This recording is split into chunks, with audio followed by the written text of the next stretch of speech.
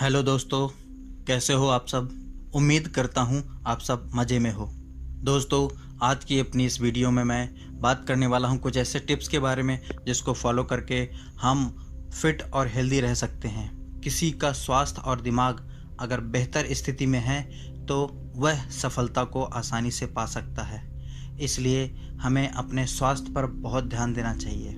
दोस्तों, इस वीडियो में मैं 6 बातों पर बात करने वाला हूँ। इसमें सबसे पहला पॉइंट है अनुशासन, दूसरा पॉइंट एक्सरसाइज, तीसरा पॉइंट ब्रीदिंग यानी प्राणायाम, चौथा पॉइंट फूड यानी भोजन, पांचवा पॉइंट वाटर यानी पानी और छठवां पॉइंट में मैंने साफ सफाई को रखा है। इन 6 पॉइंट्स को ठीक से समझना जरूरी है।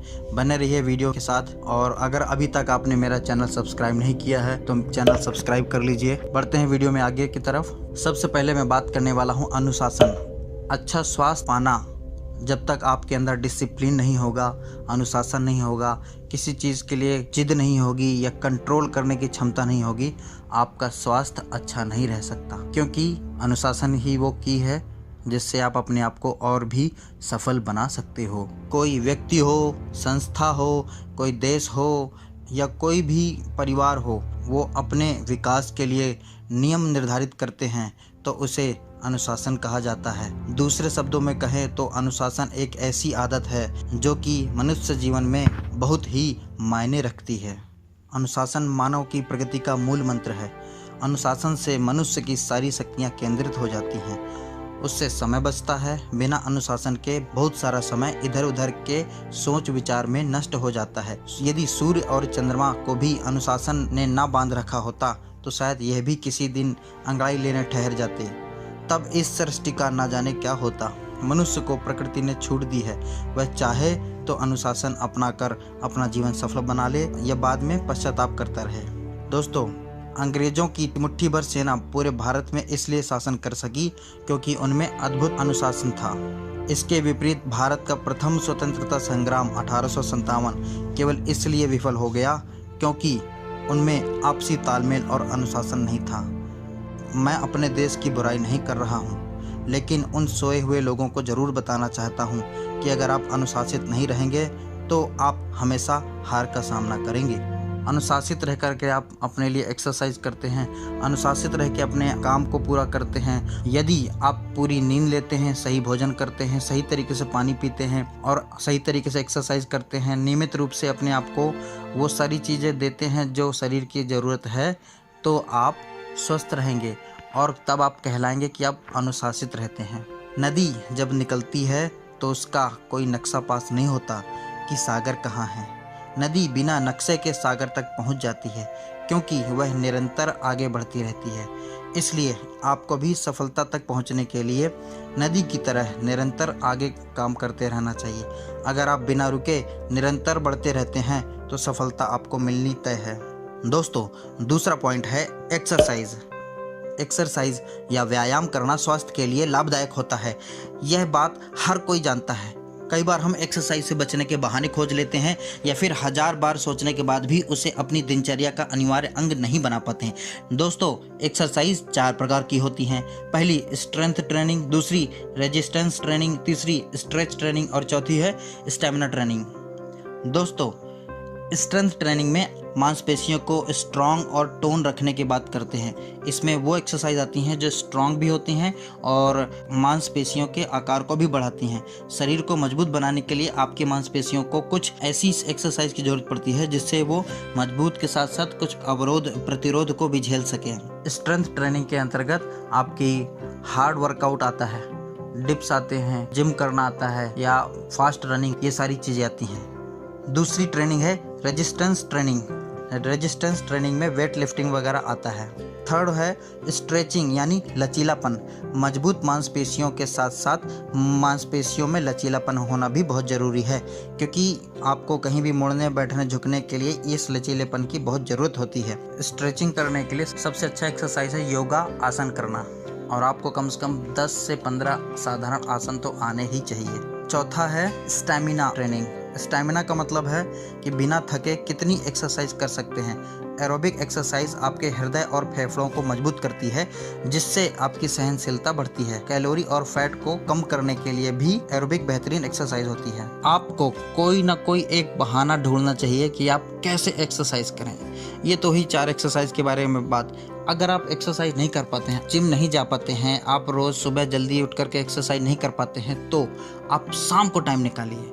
अगर शाम को भी नहीं कर पाते, देर शाम को या थोड़ा शाम से पहले टाइम निकालिए, जैसे 4 से 5 बजे या 7 से 8 बजे एक्सरसाइज सुबह उठ करके करिए। सुबह 11 बजे उठते हैं तब करिए, अगर सुबह 5 बजे उठते हैं तो बहुत ही बढ़िया है। और इन सब के अलावा पैदल चलने के बहाने ढूंढिए, बाजार में जाने के बहाने। बाजार में जाते समय गाड़ी कहीं दूर खड़ी करिए, पार्क कर दीजिए और कुछ दूर पैदल चलिए।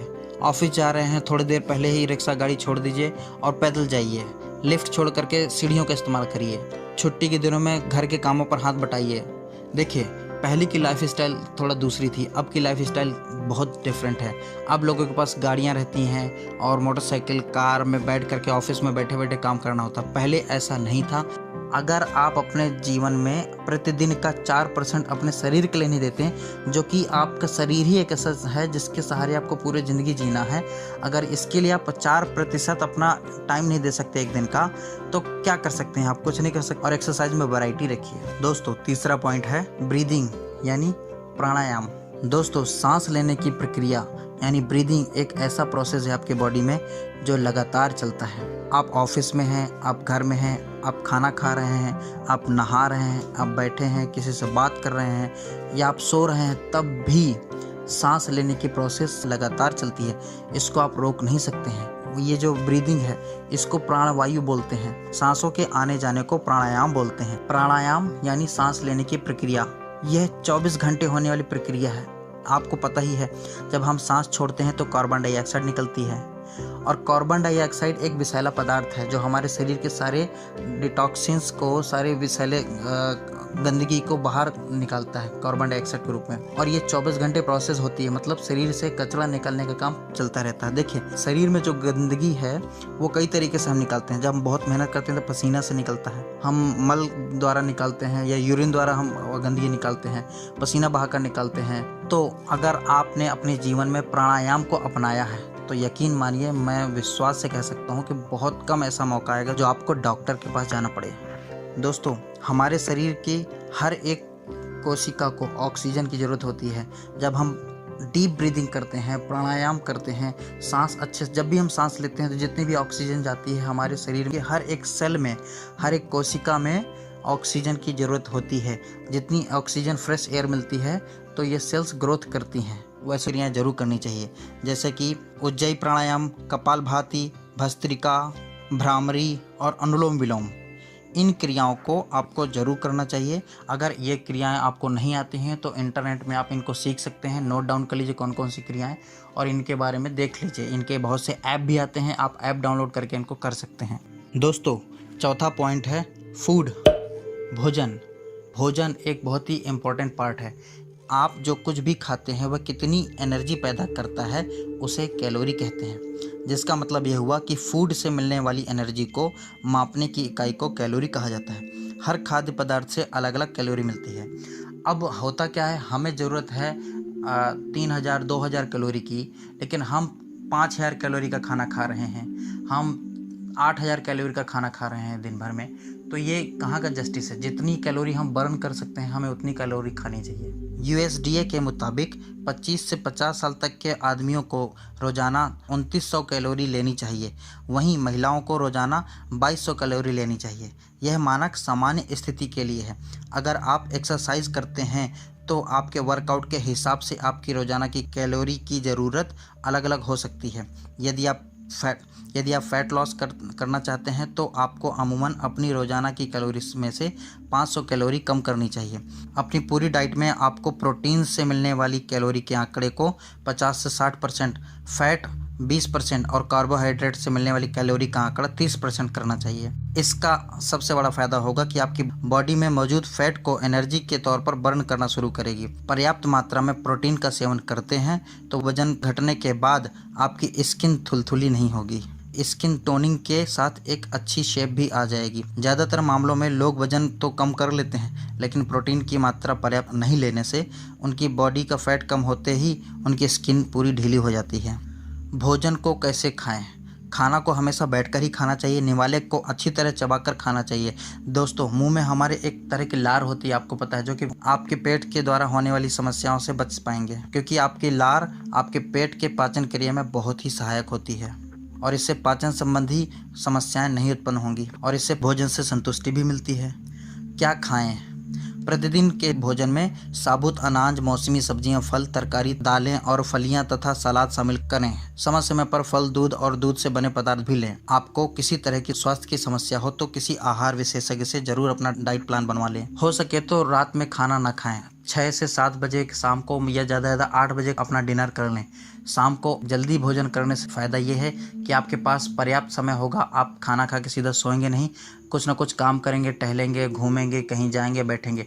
बेहतर है कि अगर आप 6 बजे खाना खा लेते हैं, अपना डिनर कर लेते हैं, तो अपना खाना पूरा पचा सकते हैं।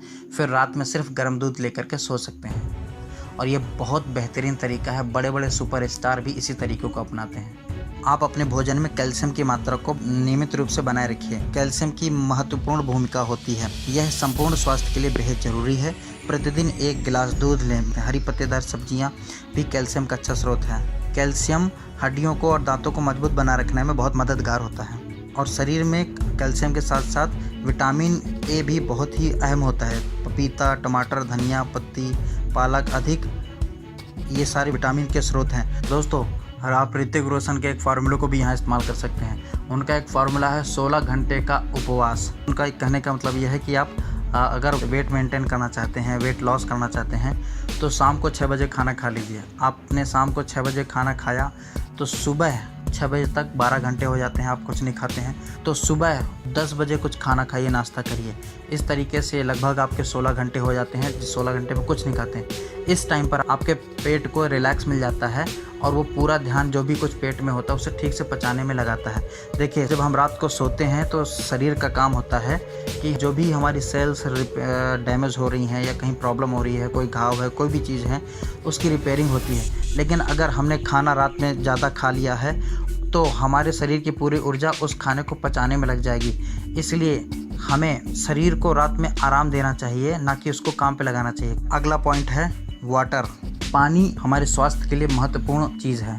हमारा शरीर 70% पानी से बना हुआ है। पानी पी करके भी हम अपने शरीर की बहुत सारी सफाई कर सकते हैं। जो हमारे अंदर टॉक्सिन्स भरे हुए हैं या पेट में, हमारे शरीर में जो भी गंदगी है, पानी पीने से गंदगी को निकाल सकते हैं। अगर सही तरीके से, सही फार्मूला, सही तरीका अपनाएं और पानी पीने के सही नियमों का पालन करें तो हम अपने शरीर को बहुत हद तक स्वस्थ और फिट रख सकते। आइए जानते हैं पानी के कुछ नियम।